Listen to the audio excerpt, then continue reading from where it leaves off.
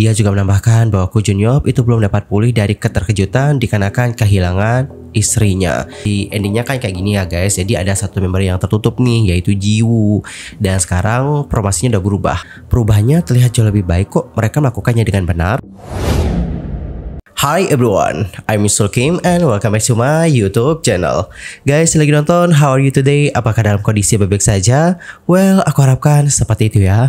Namun, kalau kalian seandainya lagi dalam kondisi yang gak baik-baik aja, jangan menyerah ya guys. Ayo dong, semangat fighting. Anyway, dalam video kali ini kita bakal bahas tentang update informasi seputar industri hiburan Korea Selatan. Namun nih teman-teman, sebelum itu di sini aku mau ngasih rekomendasi buat kalian yang memiliki permasalahan wajah kusam, habis itu mungkin teksturnya kasar, entah dikarenakan komedo dan sebagainya. Kalian mungkin bisa coba melakukan yang namanya peeling guys. Aku sendiri udah beli beberapa produk peeling, salah satunya adalah yang ini, produknya Elsa Skin. Jujur, aku sendiri puas banget sama hasilnya karena wajah aku itu kelihatan lebih seger gitu, lebih cerah. Terus dia itu halus. Komedo-komedo itu kayak terangkat guys. Bahkan ya, jerawatku tuh kayak ngempes. Dan guys, tolong di note, di saat kalian pakai produk ini, kalian juga wajib banget pakai yang namanya sunscreen dan pakai moisturizer. Dan kalau moisturizer, aku pakainya ini, Veryl Moisturizing Gel. Ini tuh dapat membantu untuk melembabkan, melembutkan, memelihara dan juga mencerahkan kulit. Kalau sunscreen terserah deh kalian mau pakai apa ya.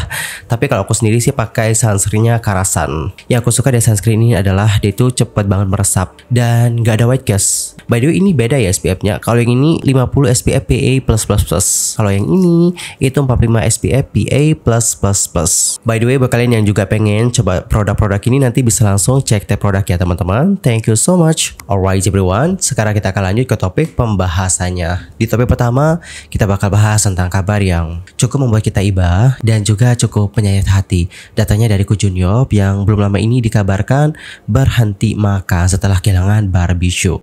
By the way, sekedar untuk informasi saja, sebelumnya kita itu mendapatkan kabar duka bahwa Barbie Show yang diketahui bermain dalam beberapa drama populer, salah satunya adalah Meteor Garden, dikabarkan meninggal dunia pada hari Minggu tanggal 2 Februari 2025 yang lalu. Istri dari DJ Ko itu meninggal dunia dikarenakan terjangkit influenza yang makin parah menjadi pneumonia. Dan belum lama ini, atau tepatnya pada tanggal 26 Februari yang lalu, ada seorang sumber yang dekat dengan Ko Jun Yeop berbagi dengan media Taiwan, yakni Mirror Weekly. Sumber itu mengatakan bahwa Ko Jun Yeop masih diliputi kesedihan, meneteskan air mata setiap hari. Dia juga menambahkan bahwa Ko Jun Yeop itu belum dapat pulih dari keterkejutan dikarenakan kehilangan istrinya. Sumber itu juga melanjutkan dengan mengatakan, saat berbicara tentang Ko Jun Yeop dan Barbie Show, kami berdua tidak dapat menahan air mata. Matanya bengkak parah dikarenakan menangis berlebihan. Namun dia belum dapat menerima perawatan yang tepat. Dia menolak untuk makan dan juga minum, yang menyebabkan penurunan berat badan yang signifikan. Wah, gak kuat banget sih dengernya. Kesedihan dari DJ Ko itu benar-benar kerasa banget sampai sekarang ini. Apalagi kemarin di video ini kita juga sempat ngebahas tentang bagaimana ungkapan dari DJ Ko usai kepergian dari sang istrinya. Ditambah dengan ini, aku makin sedih sih dengarnya. Dan Yorobun, di sini ada juga media Taiwan lainnya, yaitu ET Today yang melaporkan bahwa kekhawatiran atas kesehatan Ko Jun Yeop yang menurun semakin meningkat di antara kenalan dan juga teman-teman di sekitarnya. Menurut media tersebut ya, dia tidak dapat menata barang-barang yang menyimpan kenangan tentang Barbie Show dan tetap dalam kesedihan dan terus-menerus mengenang sang istri.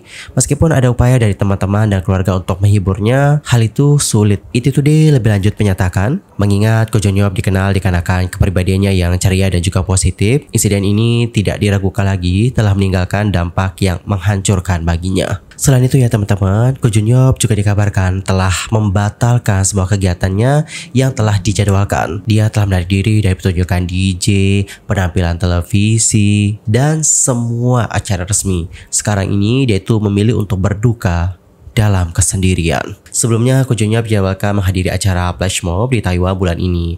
Namun, dia membatalkan rencananya karena tidak sanggup menahan rasa duka. Dia juga tidak akan menghadiri acara pembukaan pusat kesehatan bulan depan. Sejak pemakaman mendiang Barbie Show, Ko Jun Yeop tetap tinggal di Taiwan untuk mendampingi keluarganya. Mengungkapkan keinginannya, dia menyatakan, saya menginginkan tempat yang terpisah di mana saya dapat mengunjungi Barbie Show kapan saja. Dan setelah diskusi dengan keluarga, mereka memutuskan untuk memilih lokasi pemakaman yang berbeda sehingga menunda persiapan pemakaman. Jadwal comebacknya DJ Ko ke dunia hiburan juga masih belum diketahui. Menurut media lokal, dia bermaksud untuk membuat keputusan setelah pulih dari rasa sakit emosionalnya.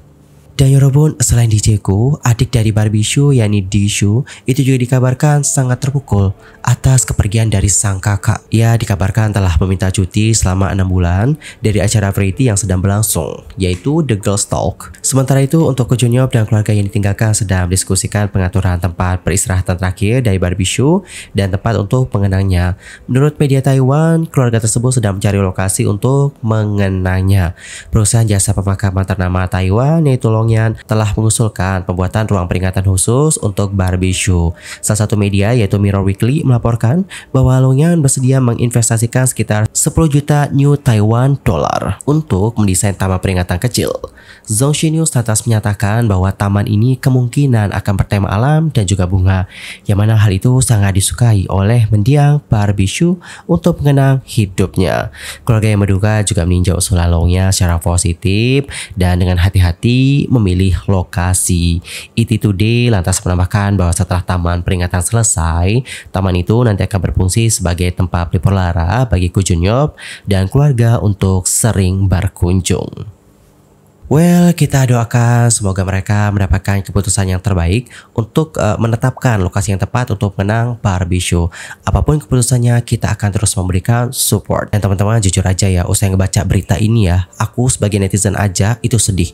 Gak kebayang sih gimana perasaan dari keluarganya, terutama adik dan juga sang suami, apalagi orang tuanya. Pasti sedih banget. Karena ya teman-teman, yang namanya ditinggalkan oleh orang yang kita cintai itu nggak mudah loh untuk dapat melewatinya. Itu sulit banget. Jadi aku nggak kebayang sih gimana perasaan sedihnya mereka. Apalagi DJ-ku. FYI, DJ-ku sama Barbie Shu itu kembali bersama setelah 20 tahun lamanya loh guys. Namun sayang, sekarang mereka telah terpisahkan oleh maut. Sekali lagi mari kita doakan semoga mendiang Barbie Shu dapat beristirahat dengan tenang dan semoga keluarga yang ditinggalkan dapat diberikan ketabahan dan dapat melewati ujian yang sangat sulit ini.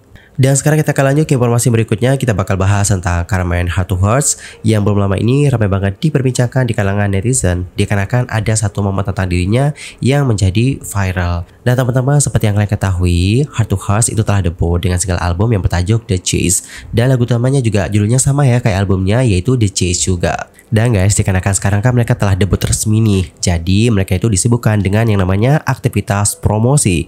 Salah satunya adalah promosi di acara-acara musik Korea Selatan. Salah satunya adalah di M Countdown. Waktu mau melakukan interview ya guys, atau tepatnya di saat Carmen itu lewat di depannya Myung Jae-hyun yang diketahui merupakan member dari Boy Next Door yang menjadi MC di acara tersebut. Carmen menunjukkan kebiasaan khas orang Indonesia jika melewat di depan orang.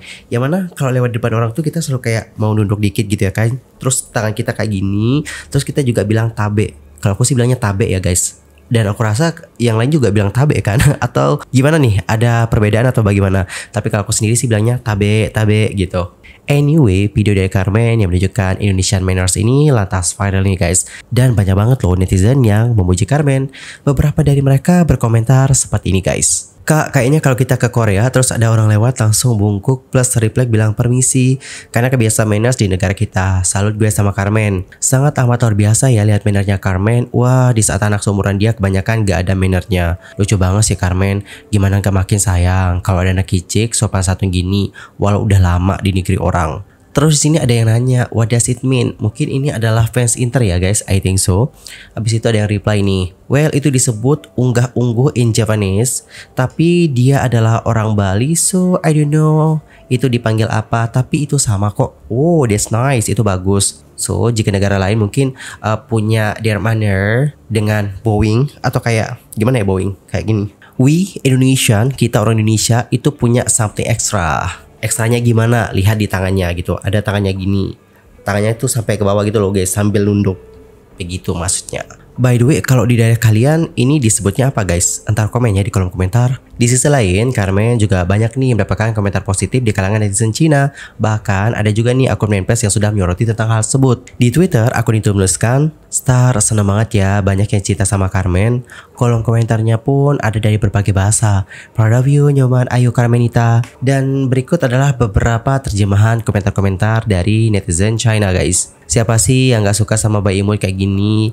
Ya, Carmen hebat, benar-benar semua sama bagus dari Tiongkok, Jepang, Korea Selatan, dan Asia Tenggara. Carmen melakukan pekerjaan yang hebat. Carmen keren sekali. Carmen, kami sangat hebat. Kakak kita memang hebat. Carmen melakukan pekerjaan yang hebat. Lain kali sebelum kamu memindahkan fotonya, tolong sampaikan salamku dulu ya. Bayinya juga jauh lebih unggul dalam menembak lurus. Well, kalau aku lihat ya guys, dari kemarin memang Carmen ini banyak banget mendapatkan pujian sih dari netizen, khususnya adalah netizen Korea Selatan. Aku banyak banget ngelihat komentar-komentar yang positif dari netizen Korea ke Carmen. Dan menurut aku ya guys, ini bukan overfraud atau bagaimana ya, tapi aku ngelihatnya secara objektif. Menurut aku secara pribadi, Carmen itu emang benar-benar bagus banget. Gak hanya dari visualnya doang, tapi juga dari bakat yang dia punya. Aku kemarin nonton fancamnya Carmen dan waduh bagus banget loh guys stage presence-nya. Entah itu dari dance sama vokal dan juga ini apa namanya ekspresinya juga bagus loh, keren loh dia. Apalagi vokalnya ya, wah gak main-main sih. Berdasarkan prediksi aku ya guys, kalau dia itu bukan main vokal, kayaknya dia itu lead vokal deh. I think so. By the way, yang nyanyi oh wow, kok rusak ya lagu orang. Intinya bagian itu deh. Ya bagian itu waktu mereka ngedance natap ke atas itu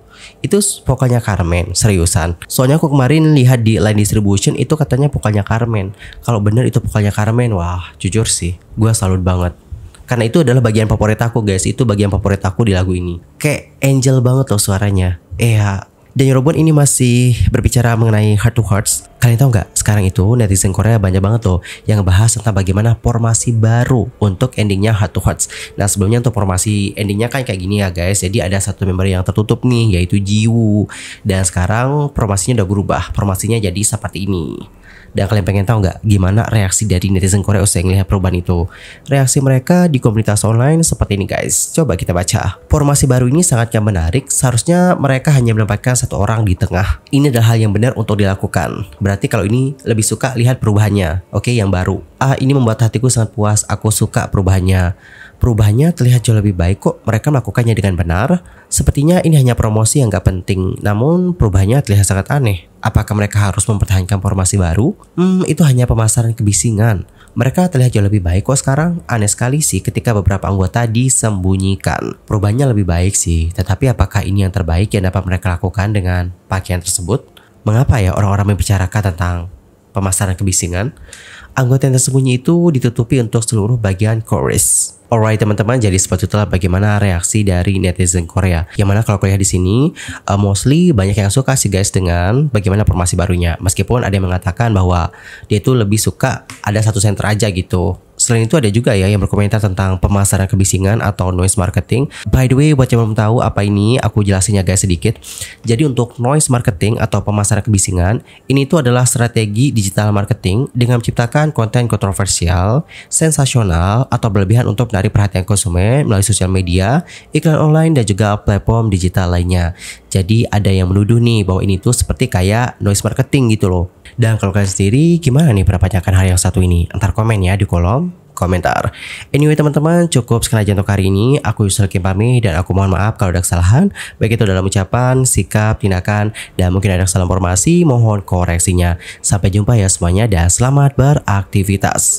By the way, buat kalian yang pengen rambutnya itu cetar membahana, lembut, dan juga glowing, kalian bisa banget coba produk ini guys. Untuk shampoo sendiri, ini adalah shampoo-nya Sari Ayu yang Frizzy Hair Natural Shampoo. So far, ini adalah shampoo terbaik yang pernah aku beli. Dan aku ngerasa kayak beruntung banget bisa nemu shampoo ini. Karena inilah yang aku cari. Kalian dapat lihat bagaimana kondisi rambut aku sekarang. Ini aku keramas 2 hari yang lalu. Dan kemarin aku bawa untuk mandi di bendungan. Terus aku juga udah sisiran. Biasanya ya kalau disisir rambut aku itu ngembang. Oke, karena rambut aku kan keriting ya. Dan setelah aku pakai shampoo ini ya guys, rambut aku nggak kayak gitu. Nggak parah ngembangnya, sampai segini doang. Habis itu juga mudah diatur. Terus kalau untuk conditioner, aku pakainya conditioner Herbal Essence Argan Oil of Morocco. Nah kalau ini itu klaimnya adalah 90% natural origin guys. Shampoo ini pas waktu di komen sama ini emang benar-benar bagus banget sih hasilnya, karena rambut tuh benar-benar jadi lebih halus. Terus juga tampak lebih berkilau. Terus kalau untuk tonik sendiri, aku pakai toniknya Putri. Ini tuh adalah yang ginseng ya teman-teman. Ini tuh buat nguatin akar rambut, jadi rambut tuh gak mudah rontok. Buat kalian yang pengen beli produk-produk ini, nanti bisa langsung cek tag produk aja ya guys. Thank you so much semuanya and bye bye everyone.